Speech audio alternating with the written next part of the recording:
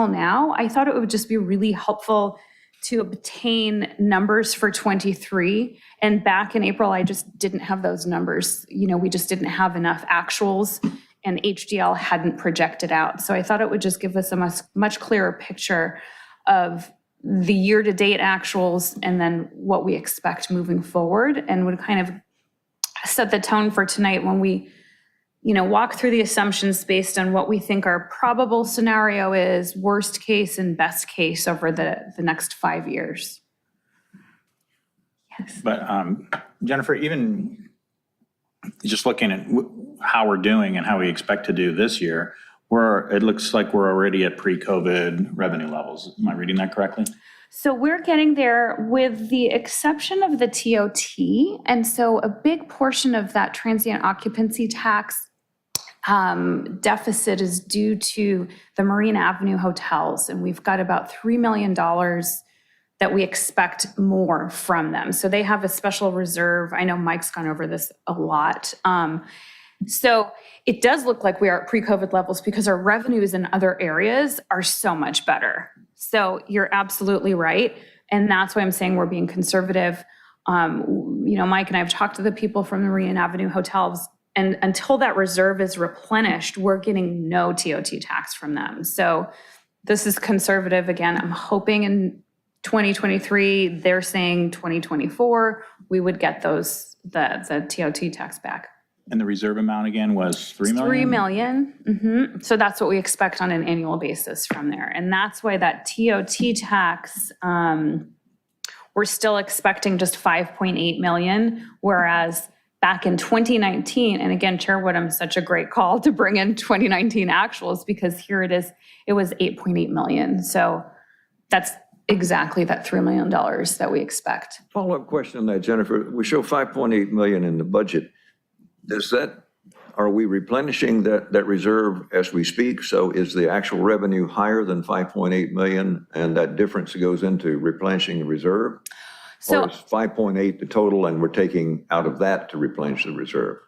So I'll rephrase. So we actually don't do anything with the reserve. They have a reserve fund, and what happens is until that reserve is kind of at base zero, they pay us zero TOT tax. So normally they pay us $3 million. Right now they're paying us none. And then their reserve on their end is coming from the revenues that they're generating. And we had made a deal, I think it was a much higher amount before Mike made that deal. I don't know if it was 5 or 6 million. But he did negotiate such that once they're at this particular level, then they will be paying the full TOT tax, which is normally around $3 million. And we're expecting that to take 1 year, 2 years? Well, when I spoke with the representatives from the Marine Avenue Hotel, they were saying January of 2024. Mike thinks it's going to be a little sooner, so we're probably going to schedule some follow-up calls with them. So our $5.8 million just takes into account no revenues for TOT tax from Marine Avenue Hotel. This is all the other hotels. Okay, so when that reserve is replenished, we would expect to be pretty much back at the FY19 level. Correct. And point of clarification, the TOT numbers here do not reflect going forward if we were to change the short-term rental policy, correct? Great point. Yes, that would dramatically change them. That's not in here.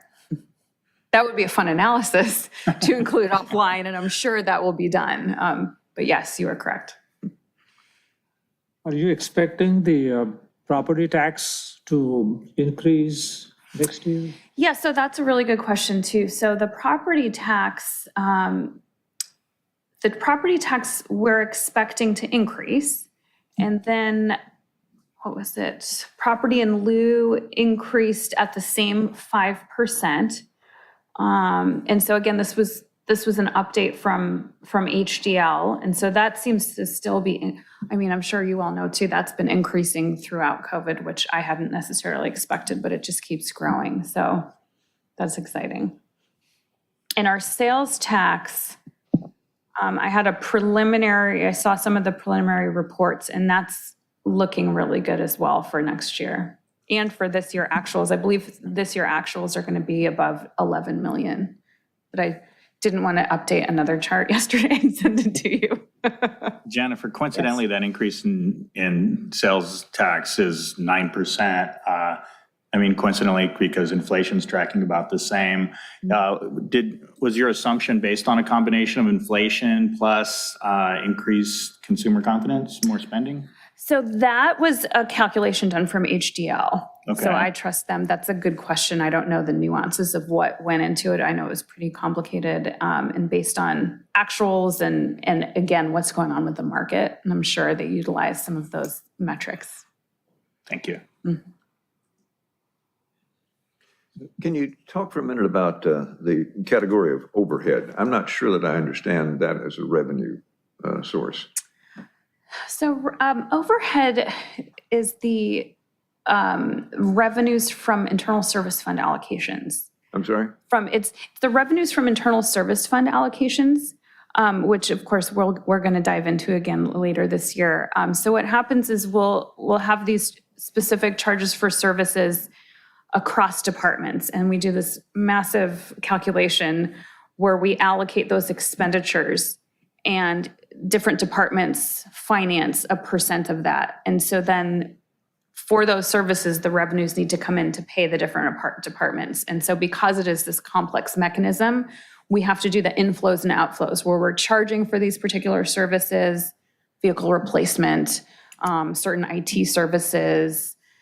Printing and graphics, I think, was an old one. I don't think we do that anymore. But services like that are done across departments, we don't charge per actual item. We do this calculation where we have each line item and we allocate based on this methodology. And remember, Troy Tangent came and talked with you from Maximus. And so what happens is we've got the allocations for expenditures allocated out to the departments, and then those quote revenues need to come in to just replenish the initial department that spent the money to get that work done.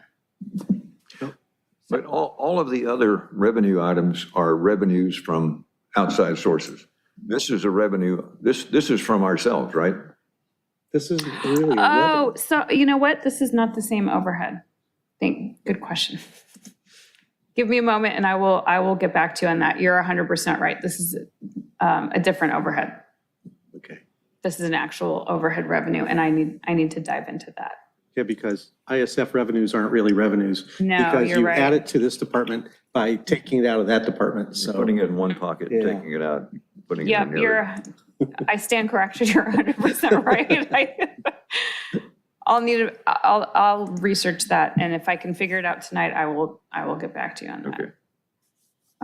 So Jennifer, on this chart that you gave us, Mm-hmm. this is different and much better than what we've had in the past, and I do appreciate it. I'd like to try to make it easier for you, at least in how I could register it. Mm-hmm. If I had like last year's actual and I had the annual change, the percent change for the last 3 or 4 years, rather than the dollar changes that you have here, it would be easier for me in my head to register what are the changes over time. That's a good. Yeah, I could do that. Would that help from year to year? That's exactly what I mean. So if you had the, I guess, 2021 actuals are the most current, if those were the real numbers, at least then we could see those looking at the most current. This is the value of this line item. But then I think that's exactly what you're drawing in right there. Geez, you're fast with this. You're, I didn't even realize you were looking at my thing. I was like, how do you know? Asking you shall receive. Wow. Yeah, so we're If you doing ever that get right. bored, you can come to my office. So yeah, just give me a second. But yeah, so it's like looking at property tax, for instance, you can see variance, like I guess that's 1819 to 1920 is 5%. The next one's 7.6. And that way, it seems, at least for me, it seems like it makes a little bit more sense. Yeah, that's so. Yeah, so the spread you're talking about would be something where we'd have two columns for each year, the dollar amount and the delta from the prior year. I think the most relevant thing is the most current complete year in terms of dollars, but then go back 3 or 4 years with the percentage changes year to year. Yeah, that's what I'm like saying. I wanna- this? Each year shows the change from the prior, the percentage change from the prior year. Right, because the next thing we're going to be asked is to look at how valid do we think the assumptions are for the coming years?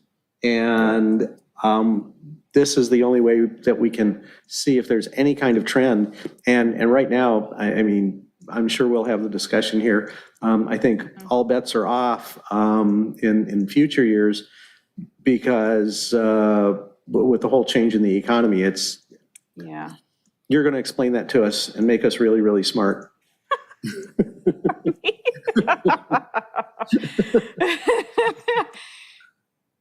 You have lofty aspirations for me. The one other thing is looking at the general fund, well, looking at the, your column A. Those don't fully line up with the items that we're going to be talking about in a few minutes, which is our projection for the future. The closer those line up, that would also be a good thing. I totally agree, and I love brainstorming this with you. So I'll just give you a little background as to why I created this particular chart and where that came from. So these all the other tabs in this workbook, I haven't changed from year to year. This chart I took initially from what was presented by the city manager to council, and these seemed like the biggest revenue sources. I am happy to drill down and create a more robust chart using each of these tabs as a data point and showing all this same data. That shouldn't take too long, and I'm happy to send that as a follow-up. In this exercise as well, this drives what we put into the adopted budget. We've just got several pages of those different scenarios that I spoke about. And that is due, I believe, in October. So if we want to revisit and talk through and maybe change some assumptions, I can come back with that more robust data point. And it totally makes sense. As we look at these tabs, I mean, we have way more parking meter fees. And I know I looked at some videos from years past. I know you've asked about that. So that would be a line item that might be helpful to pop in here. And Well, whether it's a separate line item or somehow or another, we get a roll-up that is transferable. So property tax, if there are 10 line items in the chart talking about what do we expect things to happen, if that was a roll-up into this line item, then yeah, you can see where it comes from and kind of do that. I'm not sure that we need to get into that excruciating detail of line by line what it is, but we need to have roll-ups that kind of match so that they make sense. sure, that makes sense. I appreciate that. Do these variance columns help now that they're? It makes a lot more sense. I Great. wish I was that fast in Excel. Great. So for instance, let's see, where was I? Oops. Oh, you know what? I've got your whole screen up, that's why. In property transfer tax, we've got the variance is minus 12%.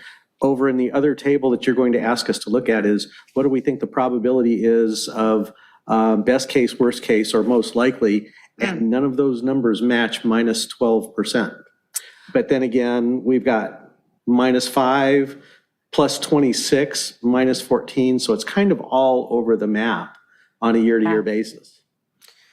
Yeah, absolutely. And so just to clarify also, on those tabs, I didn't change much because I thought this conversation would drive any changes we made there. And that's, again, this chart was finalized fairly recently when I sent it out.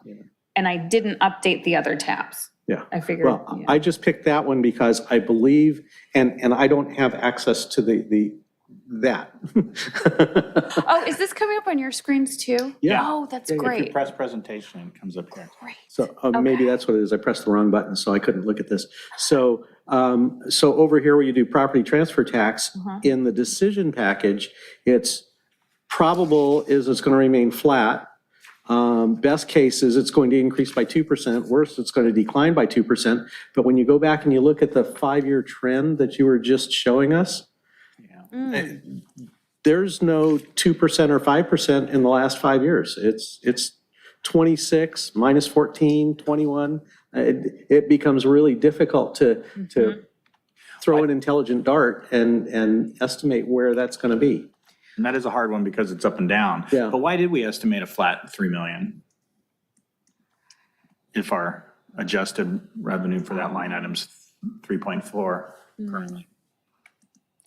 So that was just in here from years prior. And if I do so let's say I'm doing an average here. So I put last 3 years of actuals, and we could add, I don't want to get too crazy here. We could add an average trend of all data points.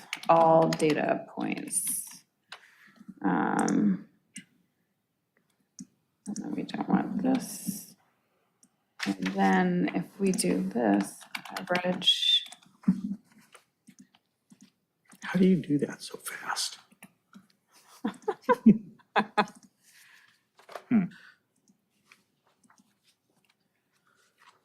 Probably one that would make more sense would be to do a forecast formula in that column. yeah, But you have such little data and some of them are up and down. So it makes, yeah. I mean, that's why it's difficult to predict the future. Right. Well, plus we have the COVID impact. And so, Right, that's why we spent so much time. I spent a lot of time with HDL and looking to see, averaging the last 3 years of actuals for most of these, I don't think makes sense because 2 years were just, aberrations. So, Right. There's no expectation of another COVID-like event. yeah. well, and then we come out of COVID, we have a year of semi-normalcy, and now we're into inflation and everything else. So, gosh, I don't know. Maybe we go back 3, 4, 5 years and look at the 3 or 4 year trend prior and try to use that as a baseline. But then again, that probably doesn't. But then we have things like interest rates, which aren't likely to go down. So, yeah, so that doesn't match That with our level. current environment on interest rates and inflation. I'm glad Jennifer's in charge.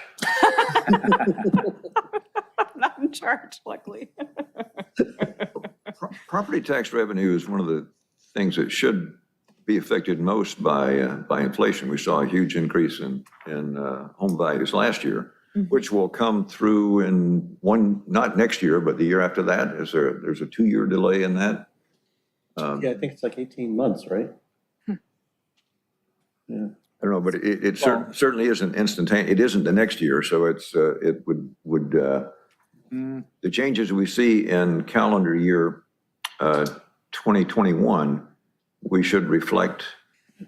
I think it actually is 2022. instantaneous because we're talking about if a property changes hands, you're going to get a supplemental tax bill based on the new sales value. The transfer tax would, but the property, I'm referring to the actual property tax rather than the transfer tax. No, I'm referring to that as well. We don't get paid instantly when those property bills, those tax bills go out. But you're not waiting 18 months either. There's a supplemental tax bill that you're going to receive in the near term, and then your next property tax bill, I believe, reflects the new value. I don't remember. We had this conversation a few years ago. Yeah. Both sales tax and property tax lag the Because actual otherwise, event. the buyer would experience a windfall if they purchased a property with an extremely low value. And Yeah. I don't see the taxing agency No, giving that away. no, they tax it and it gets collected at the county. We just don't see it. Oh, is that what you're talking about? The delay is between the time that it's collected by the county and the time we get our portion? Did they catch up? They do. I don't remember. It was but there is a lag. And it's the same way with sales tax. There's a lag of several months on sales taxes. And I think they call it float. Yeah. Right. That's nice. Or if But- if the real estate market goes down, it's possible that the property tax revenues could also go down. This happened once in the last 30 years. So we've got the inflation, which is also driving up, say, home prices, but that's offset by the increased interest rates. So, which is, So home buying so slows. it's probably going to see it spike, and then, I mean, that's the plan anyway, is for it to start coming down again. When we had the major real estate collapse in, what was that, 1990s, the early 90s? Really nice. 2007 also. Yeah, all the revenue pullback was, once again, it was seriously delayed because you had to apply for a reassessment of your property, get that done, and then that showed up on your next bill. So there was a lag in that.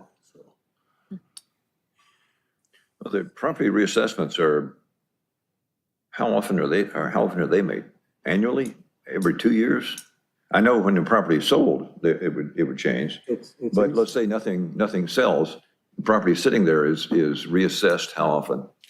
Only if the market goes down. It has happened in 1992.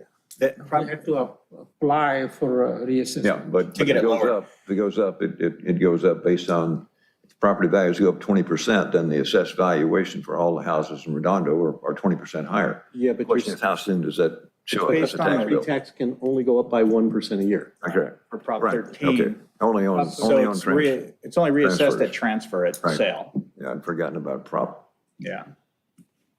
Okay. And that's just one line item. Which is why I think your approach is good, looking at the line items with, likely best and worst. Yeah. Yeah. Great. Yeah, I think the only question I have in my mind is how do you arrive at what are the values for likely best and worst? Right. And also I do like that at mid-year, we reevaluate this too. So, I mean, I like that we're doing it every 6 months. And I mean, we have unexpected market changes all the time. And now who knows how many times the Fed will increase interest rates again. I mean, that would affect Mhm. property, I would think transfer tax because there won't be as much movement, but what do I know? But what are we saying when we say property transfer tax in 22, 23? The expectation is it's going to go from 3.4 million down to 3 million flat. So that was, again, from HDL, and I believe so our property tax is increasing because the home values are increasing, but I believe the transfer tax is that they just expect a little bit less in sales, Less activity? less movement, yeah. Okay, and that's from HDL. You don't have a note about that line item? Yeah, HDL. I talked with them, thank you. Yes. Property, they did property. Yes. Property taxes in lieu of VLF, they did that as well. And is there a lag on that transfer? Because if so, then we should expect, I would think, funds equal to, at least equal to what we we're getting the year before, because it's only been this year that we've seen both inflation increasing and interest rates increasing. I had asked them that question and they said within several weeks of collection, we received the revenues. Okay. Hmm. So, because Mike had They're thought, was the that a experts, I 6-month suppose. lag or, yeah.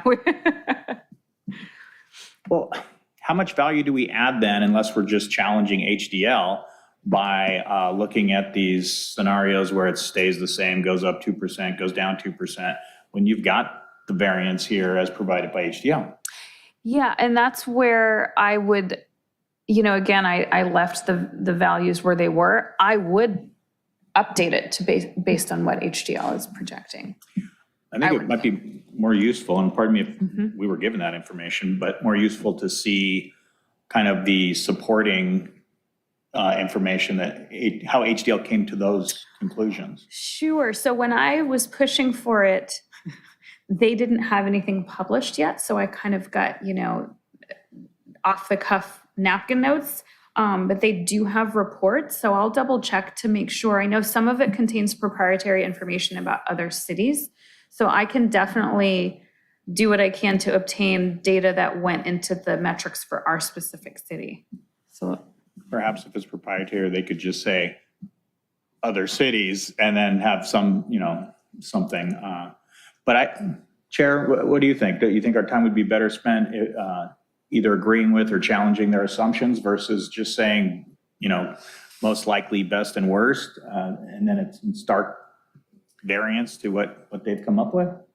Yeah, I think given some time to look at the annual change in each column and arrive at an argument, I don't know that we can do much tonight as far as even challenging that, because We don't know how we don't they're know. derived. And then for the Commissioner Sample's suggestion of having each individual page with the assumptions dovetail with the chart that Jennifer's prepared, showing all the items, that prepares us for that discussion then but until we get that, until we see that, I don't know that we can do much.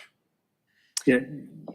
So Between being able to correlate all the pieces of information, and there's some things here, we don't know where HDL's assumptions come from, right? Now that you've added those extra couple of columns over to the right, the average trend and the average of all the data points, and then considering the current state of the economy, which has changed dramatically in the last 5 months, there are places where I think I could make the case that it makes sense to challenge HDL's assumptions because I don't know when or where those came from.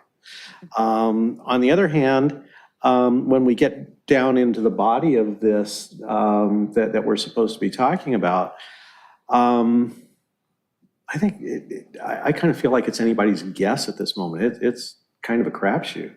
And I would be inclined to, I hate to make it sound like I'm trying to take the easy way out, but the most probable scenario in all the categories that we have, I'd be inclined to just take that because, like an economist once told me, all economists are always wrong. The only question is, how wrong are they?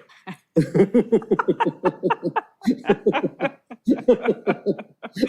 that Adam Smith? Well, from one standpoint, it also makes, at this point, given the fact that we're not into the next fiscal year yet, I'm not sure what benefit we gain from that, because we've just approved a budget that includes these assumptions. And we don't have enough information yet, or at least I don't, to challenge those assumptions. So I think we look at the next few meetings, if we can get the data that we've talked about here, and maybe even have either an in-person input or video input from the folks who prepared those assumptions to challenge them, then we can have that discussion. But until then, I don't see that we can do it.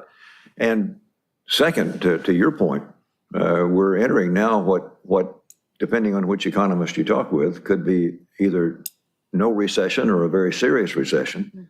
We may have a recurrence of COVID, so there are a lot of assumptions that we've built into next year, which obviously they're assumptions, so we'll have to wait and see how they play out. Yeah. So it would seem to me that the best thing is to simply file this with the comments that we've made, come back when we have more data, and can have a better discussion of challenging or agreeing with those assumptions. I guess I would have one question, and that is, no matter what these assumptions are, is there some place during the year that we start looking at the assumptions and the reality, and we adjust our city performance and expenditures based on what we're finding is happening, based on those trends? Or are we doing this as an annual exercise, and then next year we're going to go, well, okay, well, we were wrong? We do a mid-year, there's a mid-year review. Well, it's a mid-year budget review, but do we use these scenarios as a way to manage expenditures and budget and projects? So I think I can answer your question. So everyone is right. So we have the adopted budget, and our adopted revenues are in that budget. And again, it's a budget, so it's projections. So we do have a mid-year exercise, and then we do adjust revenues, expenditures as such with city council. What this exercise does is it goes into the adopted budget, which, like I said, it's due in October. And so again, their best guesses, like I said, you're all accurate here, where we make our best guesses. And so it's a 5-year projection of best case, probable worst case. We don't make any adjustments until we do this again next year at this time. So it's just something that goes into the budget based on our best guesses. This is what we're looking at as, 5-year. It's not necessarily a long range. So I've worked with a long range financial planning that has a lot more rigorous analysis, and we meet a lot more, and we'll do budget adjustments based on that. That's not this exercise. This exercise is just an annual process where we pop into the budget and state, hey, this is what we're thinking for the next 5 years. Does that answer the question? Okay. And again, I'm happy to provide, so when I was saying there's some proprietary information, I have access to some reports that are already published. So I just need to see from HDL which ones have just our info that I could pass on. I think that would be helpful. I'm also happy to populate all of these tabs and then what their roll up is, if they're a subgroup of a particular line item here and what that rolls up to. I'm also happy to produce prior years before 19, that's just all data gathering. And, it is just kind of our best guess. Is each of those tabs, like if you go to tab A1, is that just where we're talking about? Okay, that's these ones, yeah. So grow by 3%, grow by 5%. Yeah. But again, do these, we know that one category was it the transfer tax didn't match. But on the other ones, do they match? You said you didn't reflect that. I updated them back in April based on what we knew then. And then, of course, like everyone's saying, things have changed. And so I didn't update it again because I knew we were going to be discussing it, and I figured I could just change it here. And also, more actuals will come in for fiscal 22. So that might be a better picture to look at as well. We've got more years, and, 22 definitely was quite different than 21 actuals, as you can see. Well, not dramatically. And then, of course, we've got this kind of off year with the COVID relief funds, although that's in that other general fund revenue that fluctuates quite a bit anyway. Yeah. Our taxes are our largest revenue source. In 2020, was there a big swing in the revenues, which was so significant that you had to change the expenditure side of the budget? Yes, and we did a lot of cuts. We did a lot of staffing cuts as well. And so this year, as part of our budget and our higher expected revenues, we definitely brought back some positions that had been cut because, the departments were suffering and the city was suffering as a result of that. So yeah, absolutely. It was a tough time. Is there any chart or sheet that shows any revenues from any new sources? I don't necessarily see any new sources for, what was it? Was there a dining deck revenue? There was a decision package. I don't even know if we've created that object code quite yet. That's a little bit more granular. These are just kind of the high level revenue sources. And so at the high level, nothing new has come up. We've just increased them. Nothing new has come up. But, Correct, yeah. But if and when it does, it might be a good idea to see if it is making any difference. If Yes. it's not, then maybe it's not worth it.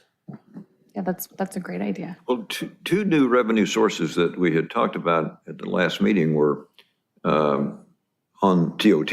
Once that reserve fund is populated again or filled again, then that amount should be increasing. And the second was the the Galleria and the sales tax and Oh, property yeah. tax from the Galleria, once that Yes. project is finished, That would be big. should also I provide, still don't have a design yet, so that's going to be a lot. Mike, in the next 5 years. Mike talked about marijuana sales, something. That's not going to be significant. It's going to be something like the Galleria, or it's going to have to be a large project.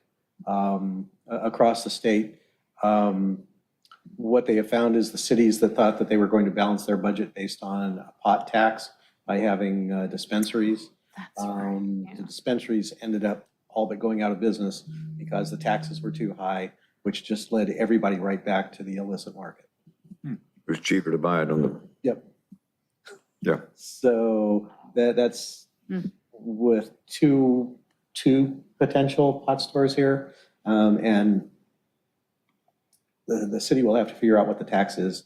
It's not going to move the needle by millions of dollars.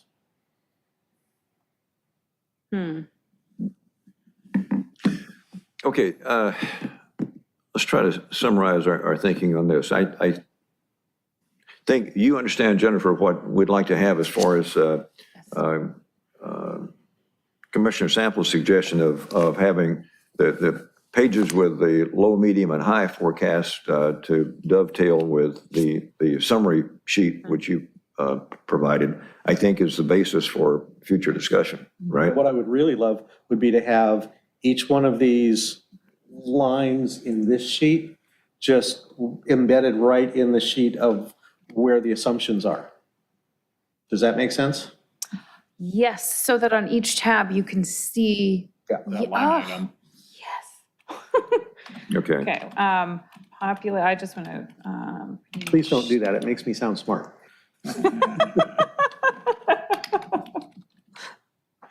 So if, with that understanding, then we know that you'll come back with that, then I think we could, Yeah. could approve and file this report and move on. Great. How does that sound? Yeah, and then to the extent well, you said it's not published yet, but you may have some information, anything from HDL to help support their assumptions would be helpful. Yep, absolutely.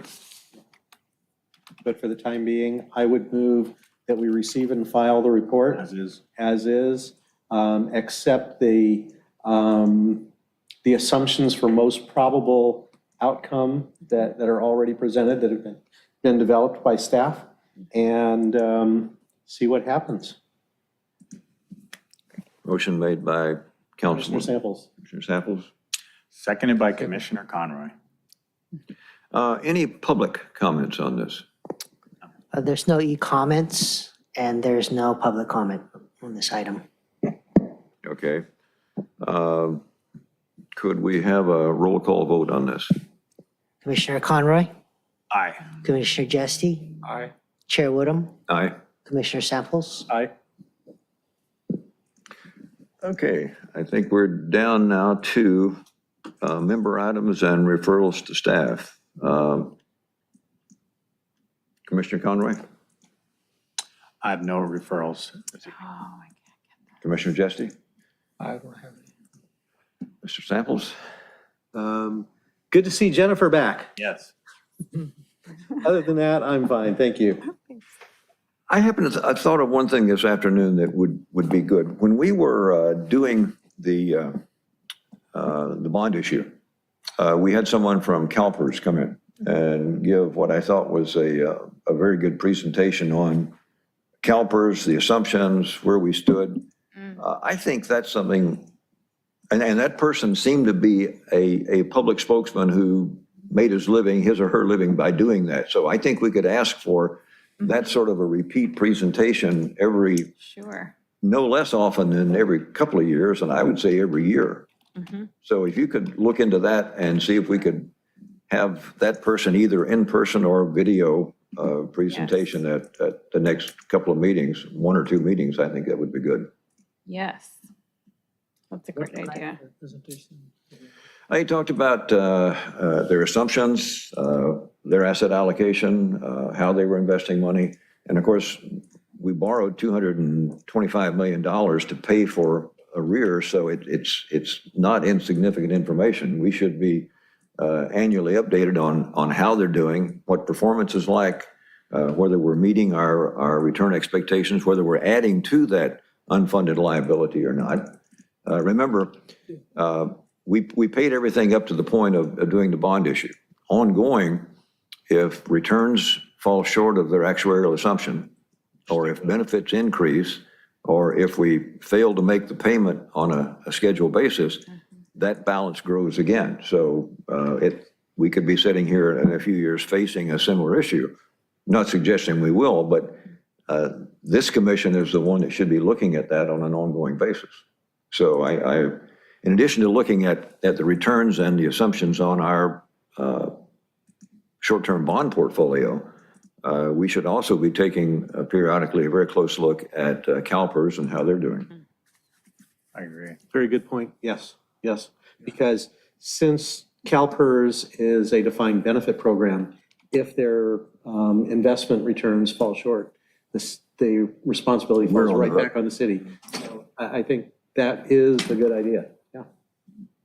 Are there any unfunded liabilities that we don't see? in the- Well, that's what we did with that bond issue. We paid all of the outstanding unfunded liabilities as of that date. Okay? Does that cover 22, 23 also, or not? It included an assumption, I think, for through the end of last fiscal year, through 22. Yeah, we. Through paid- 21. We 21, paid it 22? off. I don't think it covered 22, did it? I thought we paid everything off and now we're just making the bond payments, is my understanding. Well, we're So there will, if it is an unfunded liability, it's not going to happen during this proposed budget? Correct. Okay. Well, once again, I think to your point, having someone from CalPERS come in and talk to us. Yes. Because they do these assumptions and they do a projection and they tell the city how much they think you're going to owe based on where they think they're going to be. And I don't remember what those numbers Well, are. remember, their actuarial assumption is for a 7% return. So on an ongoing basis, that our balance of what we owe and that unfunded liability is a direct function of whether they make that 7% or not. And whether we, in addition to that, whether we increase or decrease, we're not going to decrease, whether we increase benefits to staff. So, but the most direct causation is that return. Yeah. So, Which is going to be much harder to make this year. oh yeah. Well- Going forward, 7% in today's environment is, on a long-term basis, is no easy feat. So, but the point is my point is that that's just something that you look at the various commissions within the city, we're the ones who should be looking at that. And we shouldn't be surprised. There should be no surprise based on what CalPERS does, because we should know about it. So a couple things. So I double checked the overhead piece and I was correct. So what we've got is a subtotal of revenues from outside sources. And then in prior years, I don't think overhead was included in this because it isn't internally funded. So I actually do agree. I don't think it should necessarily be included in that chart. I just kept it in there because it was from the city manager's message, which that was a starting basis. So I totally agree with removing that because that's not something that we can make any assumptions about. With the CalPERS amount, I know we set aside CalPERS a certain allocation on a yearly basis, and we do have that. So I'll dive into that more. And there's a person, Jasper John, some alliterative name like that has called me several times. So I'm noting to myself to see, I bet he might have been the person to come and talk. If not, I'll find out who is to come and It'll talk be to our everyone. minutes. As it stands right now, we have to make our annual payments to CalPERS based on our current employment. That unfunded liability is truly an unfunded number, and that's what we had to pay. And that's where that 7% comes in, because they weren't making their number and they were charging us interest on what we hadn't paid them. And it was, it turned out it was much more complicated than we thought when we asked for the report. And there needs to be an amount for any budget beyond 22, 23. There needs to be some assumed amount for that. Yeah, and that's in the detailed assumptions. And you know, what's interesting, as I look at this assumptions, let me see. So we've got those assumptions and they do bond debt service payment. And then they do go into some more calculations that aren't a part of this, but I think they could be where, UAL? yeah, and that's in there. So, actually, could you let me share my screen again, Doug? So, this is the fun part. So this is what I roll the assumptions up into. Yeah. And so this is the best scenario, and then we've got worst, and then probable. Okay. And so, as you can see, I've got my VLOOKUPs, I've got my range names. This is where the fun happens. And so this is what all that data is populating out and forecasting. And so the unfunded accrued liability here, There it is. I need to change this. This is from last year because we won't have that. This is why I didn't share this part with you yet, but I'm just showing you a little behind the curtain ahead of time because we're talking about it. So this 12 or 13 million was in there last year. It's not, or in years prior, it's not going to be in there. Right. And then we had this bond savings. And again, I have not Wait a second. updated it. But then what we're calling, I'm sorry, but how is bond savings an expenditure? And it's going up. I don't understand that.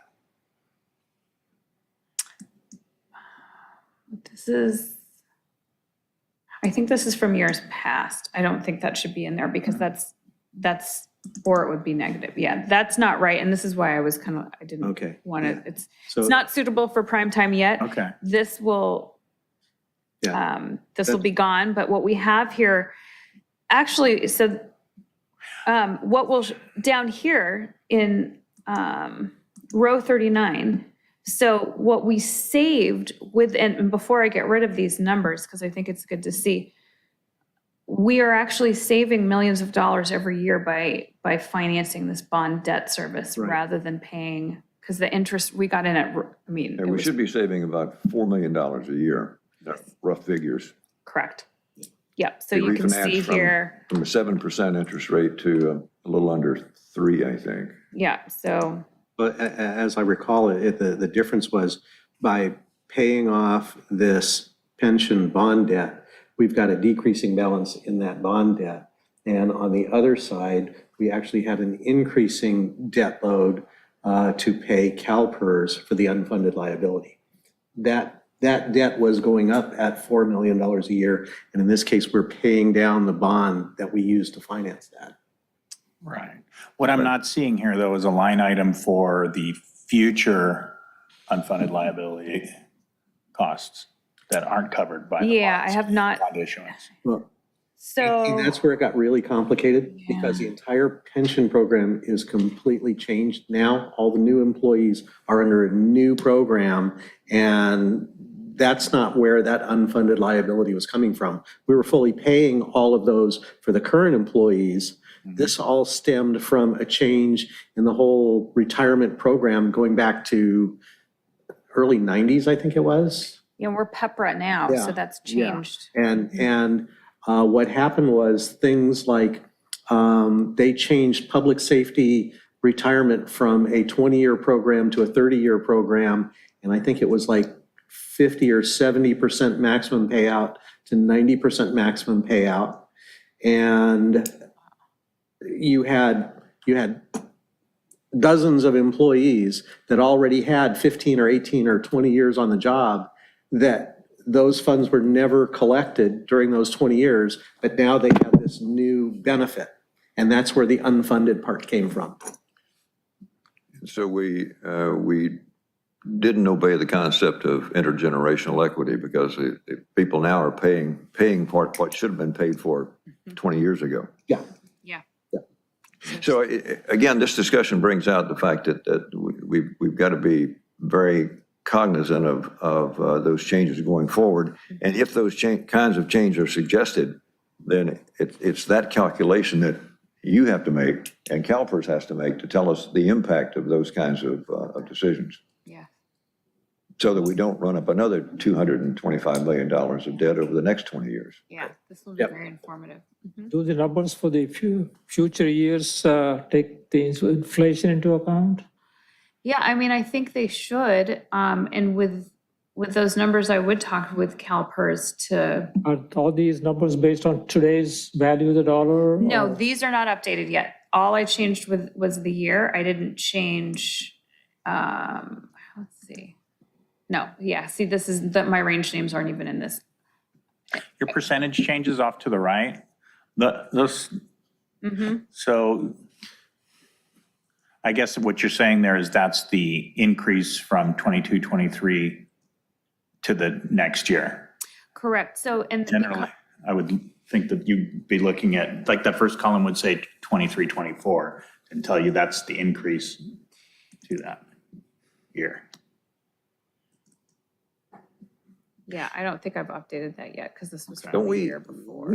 we have No a, big deal. Just trying we to have help. a, Yeah, thank you, yeah. I don't think this is, yes. we have a schedule, do we not, of the topics that we'll discuss on an annual basis, how often they come up. And I'd suggest, that, Jennifer, that we put CalPERS, the whole issue of CalPERS, the presentation from someone there and the discussion of items like this, unfunded, actual forecast, unfunded accrued liability, whatever we want to call it.